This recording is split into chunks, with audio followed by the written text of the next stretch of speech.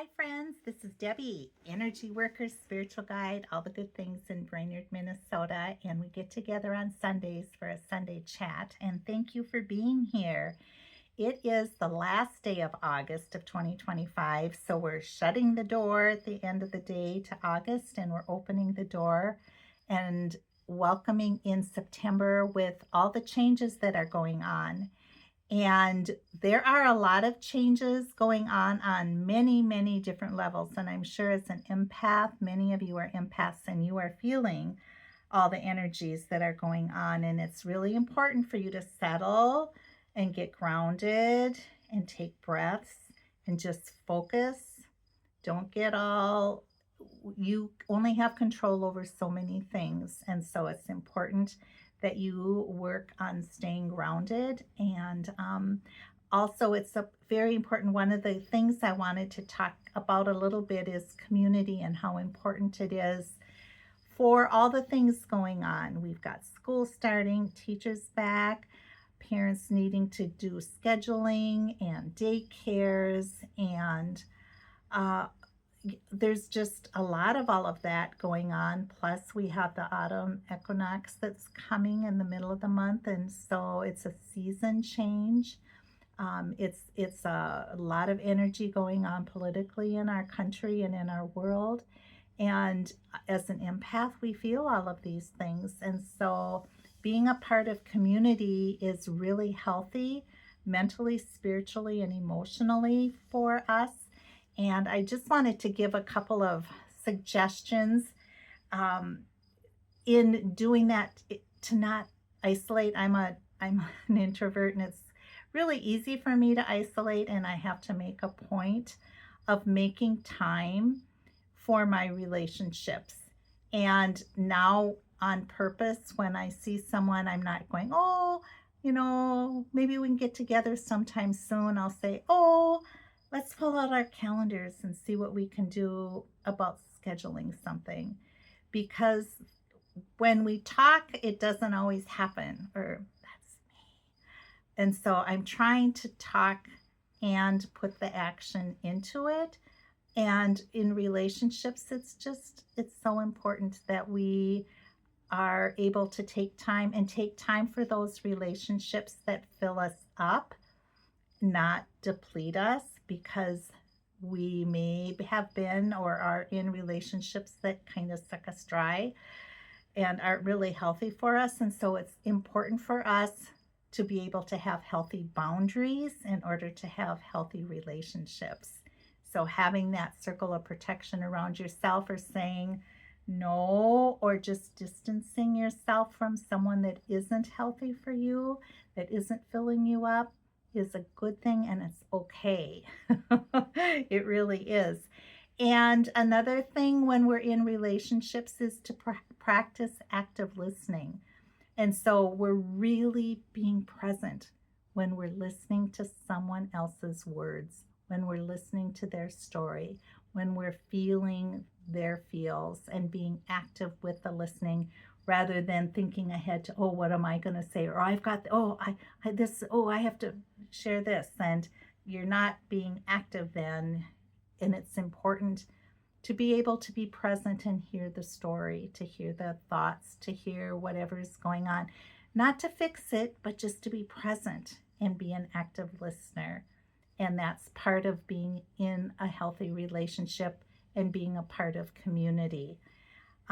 It's good for us to be open and vulnerable with a few relationships. It's not like we have to spill our guts out to the whole wide world.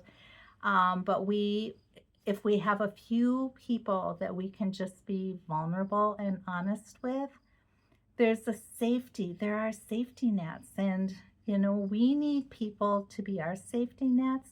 And then we can be a safety net for others too when they're needing it, because we all have ebbs and flows in life where things are going really fine, but then there's the ebb where things might become a little bit harder.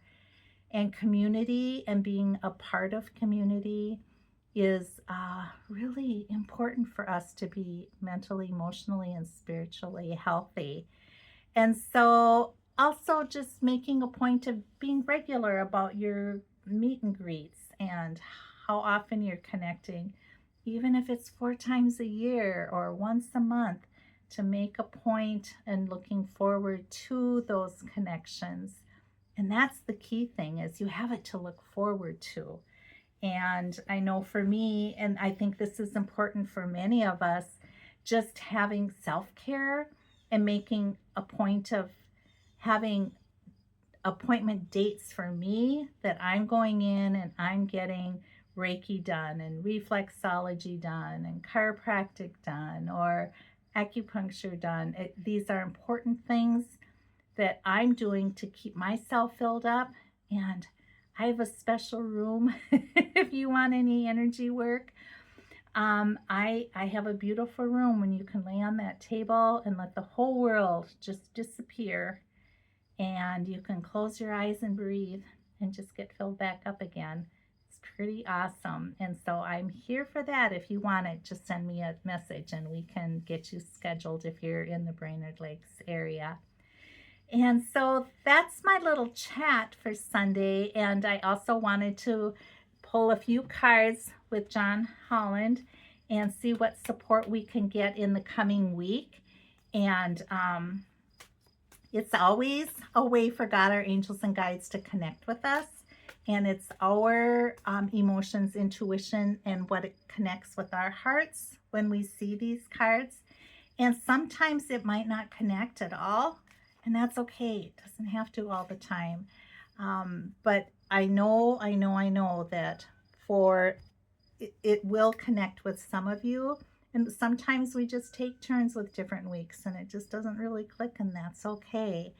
And so I've pulled 3 cards. All right, our first card. Are you ready? Here it is. Number 1, awareness. Okay, we've had this before. They are reminding us to just stay aware of the things that are going on. Number 1 is also for new beginnings, which is perfect. That's what we're walking into. September 1st, we're walking into new beginnings in this coming month. And we have that divine wisdom, and we have that spiritual connection at the top of our head. We have that golden circle of protection and wisdom, and it ripples out and it touches other people too. And so as light workers, this is us, okay? Thank you for being you.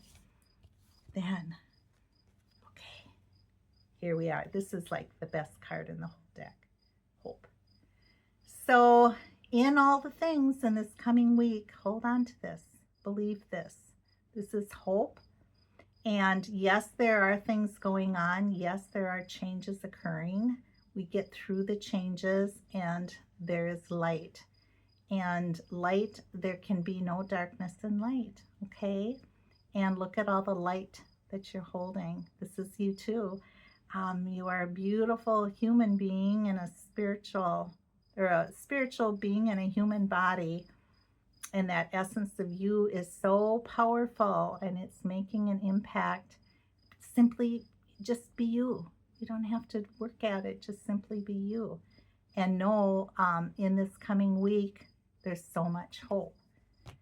When things are getting spinny for you, take a breath, get grounded, open your heart, and just remember there's hope for you.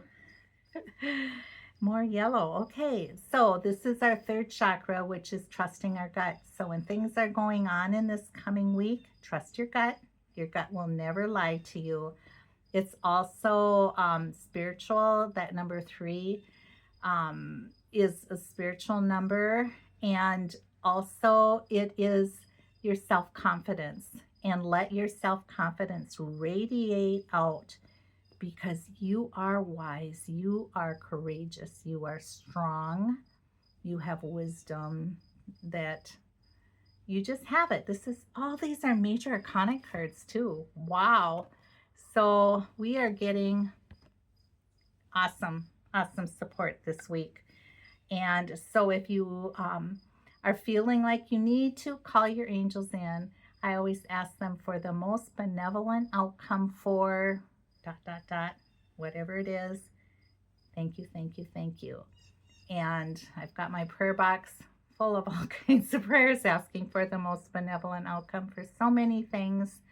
And this week I've been able to have so many thank you prayers also, which are great to be able to have a successful part to a story that has been really hard.